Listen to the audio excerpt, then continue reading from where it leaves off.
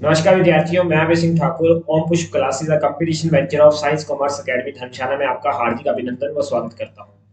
विद्यार्थियों, हमने एक सीरीज आपके बीच चलाई थी एनडीए की। एक नया जो बैच हमने एक प्रस्तुत किया था आपके बीच, वीर बैच। मैंने इस बैच के बारे में आपको बताया था और मैंने एक इंट्रोडक्टिव वीडियो जो है साइंस से रिलेटेड आपको दी थी, जिसमें हमने समझा था कि साइंस क्या होती है, साइंस की भिन्न ब्रांचेस क्या है, जिसमें हमने फिजिक्स, केमिस्ट्री, बायोलॉजी को भी ध्यान से समझा, उनकी आगे फर्दर ब्रांचेस को भी हमने समझा और देखा था कि किस प्रकार से साइंस रहती है, साइंस का क्या रोल हमारी डे टू डे लाइफ में रहता है। तो मैंने उस वीडियो में आपके साथ ये भी मतलब डिस्कस किया था कि मैं आने वाले समय में मैं आपके साथ एनडीए की जो साइंस है उस पर बात करूंगा। एनडीए का जो सिलेबस है पूरा का पूरा साइंस का, वो मैं कवर करवाऊंगा। तो आज सबसे पहले जो लेक्चर में लेके आया हूँ, लेक्चर में से हम बोलेंगे, इसे हम सिलेबस की एक वीडियो बोलेंगे जिसमें हम सिलेबस डिस्कस करने वाले हैं आपके साथ। मैंने बताया था कि साइंस जो है वो 3 पोर्शंस में डिवाइड है, फिजिक्स, केमिस्ट्री, बायोलॉजी। तो सबसे पहले जो हम स्टार्ट करने वाले साइंस की ब्रांच वो है बायोलॉजी। तो आज की वीडियो में हम ये देखेंगे कि बायोलॉजी का क्या सिलेबस है एनडीए के उसमें, और क्या क्या हमें किस प्रकार से तैयारी करनी चाहिए। आज का हमारा ये टॉपिक रहेगा कि हम समझेंगे कि क्या सिलेबस है, कैसे तैयारी करनी है और किस प्रकार के क्वेश्चंस जो है वो पूछे जाते हैं। तो चलते हैं आज की लेक्चर की ओर, आज की वीडियो की ओर। देखिए, अगर मैं बात करूं सिलेबस फॉर बायोलॉजी, तो पहला जो चैप्टर आपको देखने को मिलेगा वो है ह्यूमन एनाटॉमी एंड फिजियोलॉजी। इसमें हम ह्यूमन बॉडी के स्ट्रक्चर को समझते हैं कि ह्यूमन बॉडी का स्ट्रक्चर कैसा है, उस स्ट्रक्चर को समझेंगे, वो कैसे फंक्शन करता है। अब आपको पता है कोई भी अगर जीव है जो कि जीवित प्राणी है, अगर उसको जिंदा रहना है तो जिंदा रहने के लिए उसको भिन्न भिन्न प्रकार की बायोलॉजिकल एक्टिविटीज जो हैं वो करनी पड़ेगी। भिन्न भिन्न प्रकार की बायोलॉजिकल एक्टिविटीज, मतलब अगर उसने अपने जीवन को चलाना है, अपने जीवन को सक्षम बनाना है, तो उसे दिन भर में भिन्न भिन्न प्रकार की बायोलॉजिकल जैविक प्रक्रियाएं जो है वो करनी ही पड़ेगी। और जैविक प्रक्रियाओं में जैसे कि सर्कुलेटरी सिस्टम हो गया, रेस्पिरेटरी सिस्टम हो गया, डाइजेस्टिव सिस्टम हो गया, एक्सक्रीटरी सिस्टम हो गया, नर्वस सिस्टम हो गया, स्केलेटन सिस्टम हो गया, रिप्रोडक्टिव सिस्टम हो गया।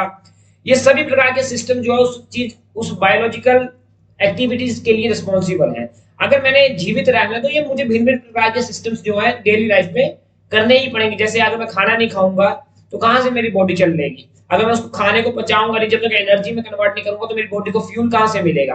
अगर मैं सांस नहीं लूंगा तो कैसे जी लूंगा। ब्लड का सर्कुलेशन अगर मेरी बॉडी में नहीं हो रहा तो मैं कैसे जी पाऊंगा। तो ये भिन्न भिन्न प्रकार के जो सिस्टम्स हैं, एक्चुअल में डाइजेस्टिव सिस्टम क्या होता है, ये कैसे वर्क करता है ह्यूमन बॉडी में, किस प्रकार के कार्य हैं, किस प्रकार के एंजाइम्स हैं। फिर सर्कुलेटरी सिस्टम में हम देखते हैं किस प्रकार के सर्कुलेशन ब्लड का होता है, ब्लड किस प्रकार का टिश्यू है। रेस्पिरेटरी सिस्टम हो गया, कैसे हम सांस लेते हैं, कौन सी गैस हम छोड़ते हैं, क्यों लेते हैं, क्यों छोड़ते हैं, कैसे बनती है पूरी प्रोसेस। तो इन पूरी चीज के बारे में जब हम ह्यूमन बॉडी के बारे में पढ़ते हैं, ह्यूमन बॉडी के एनाटॉमी को जानते हैं, फिजियोलॉजी को जानते हैं, तो इस चैप्टर को हम बोलते हैं ह्यूमन एनाटॉमी एंड फिजियोलॉजी। मतलब ओवरऑल इस चैप्टर में हमने बात करनी है ह्यूमन के बारे में, ह्यूमन के स्ट्रक्चर के बारे में, ह्यूमन बॉडी में जो स्ट्रक्चर भिन्न भिन्न प्रकार के सिस्टम्स हैं उनके बारे में हमने बात करनी है। तो नेक्स्ट चैप्टर है वो आपके समक्ष रहेगा जेनेटिक्स एंड एवोल्यूशन। देखिए, मानव का कैसे एवोल्यूशन हुआ, कैसे मानव धीरे धीरे मतलब एक इंसान बना। इस पीछे बहुत बढ़िया इतिहास है, इस पे बात भी हम करेंगे। Genetics and evolution are the fundamental aspect of biology. Focus topic अगर इसमें हम देखें तो हम देखेंगे कि ह्यूमन का इनहेरिटेंस कैसे हुआ, डीएनए का स्ट्रक्चर क्या होता है, ट्रांसक्रिप्शन क्या होती है, डिसऑर्डर्स क्या होते हैं, एवोल्यूशनरी प्रोसेसेस क्या है, हेरिडिटी क्या होती है, तो इन नेचुरल सिलेक्शन प्रोसेसेस क्या होती हैं, इन सभी के बारे में हम जहाँ बात करने वाले हैं वो रहेगी genetics.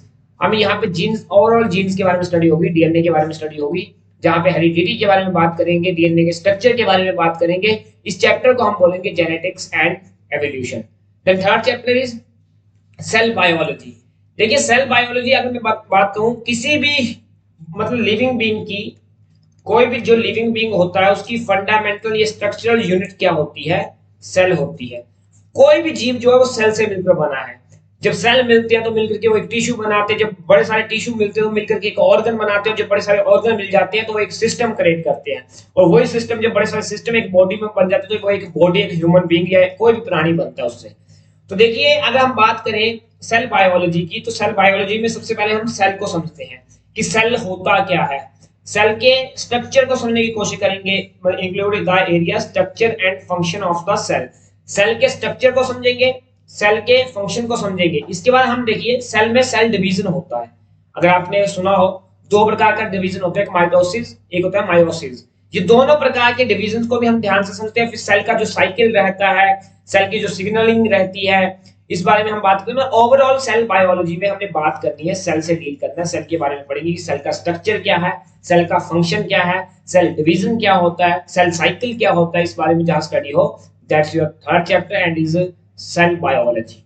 Then fourth one is plant biology. अब प्लांट बायोलॉजी में हम देखेंगे क्या बात करेंगे, प्लांट के बारे में बात करेंगे, जिसमें एक प्रकार का आप चैप्टर बोल सकते हैं बॉटनी से रिलेट करता है, जहां पे हम प्लांट के बारे में सुनेंगे। प्लांट बायोलॉजी के बारे में प्लांट के जो एनाटॉमी, जैसे हमने फर्स्ट चैप्टर में देखा ह्यूमन की एनाटॉमी समझी, वैसे इस चैप्टर में हमने प्लांट की एनाटॉमी समझी, प्लांट की फिजियोलॉजी समझनी है। अब प्लांट जिंदा रहता है, जिंदा रहने के लिए वो एक प्रोसेस करता है, जैसे कि फोटोसिंथेसिस।